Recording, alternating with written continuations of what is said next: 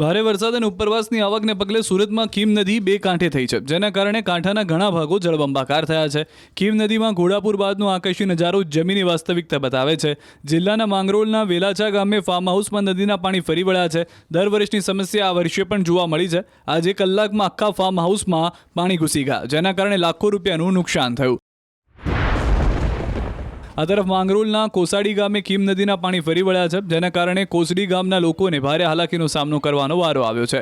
હાલ કોસાડી ગામ બેટમાં ફેરવાયું છે. ગામમાં 35 ઘરોમાં નદીના પાણી ઘૂસી ગયા છે. જો કે આવી સ્થિતિમાં કોઈ અધિકારી ન પહોંચ્યા હોવાનો આક્ષેપ છે. ગ્રામજનોનો આક્ષેપ છે કે તંત્ર દ્વારા કોઈ પણ પ્રકારની સૂચના પણ અપાઈ નહોતી.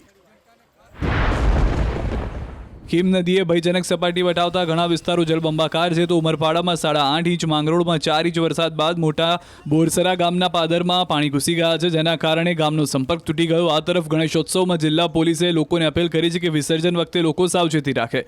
ગણેશ વિસર્જન સમયે પણ ખાસ કરીને કીમ નદીની અંદર ખૂબ વધારે પાણી છે, તો નદીની અંદર વિસર્જન કરવા ન જાય લોકો.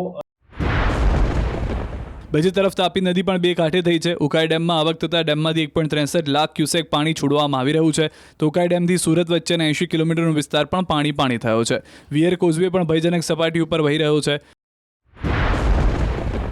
નદીના પ્રકોપથી અનેક વિસ્તારમાં જળમગ્ન થયેલા દ્રશ્યો જોવા મળ્યા. ગણેશ વિસર્જન માટે બનાવેલ કૃત્રિમ તળાવમાં પણ પાણી ફરી વળ્યા છે. સાથે કાંઠા પર લોકોને એલર્ટ કરાયા છે. કાંઠા પર ઘણા ઝૂંપડાઓ પણ પાણીમાં ગરકાવ થઈ ગયા છે અને કૃત્રિમ તળાવ પણ સંપૂર્ણ પાણીમાં ગરકાવ થયા છે. આ તરફ નાનપુરા સ્થિત ડક્કા ઓવરા પર બનાવેલ કૃત્રિમ તળાવ પણ ગરકાવ થઈ ગયું છે. દિવસ દરમિયાન સુરત શહેરમાં પણ ધોધમાર વરસાદ રહ્યો, જેના કારણે ઘણા ભાગો જળબંબાકાર બન્યા, જેમાં મોરા ભાગળ 4 રસ્તા પર પાણી ભરાઈ ગયા હતા. માંગરોળના કોસાડી ગામમાં કીમ નદીના પાણીએ ભારે તારાજી સર્જી. અહીં મુસ્લિમ અને આદિવાસી ફળિયામાં પાણી ઘૂસી ગયા. સતત વધી રહેલા જળસ્તરથી રહીશોના જીવ તાળવે ચોંટ્યા. QR કોડ સ્કેન કરો અને ડાઉનલોડ કરો ન્યૂઝ 18 એપ. મેળવો ગુજરાત અને દેશ દુનિયાની પળે પળની અપડેટ્સ.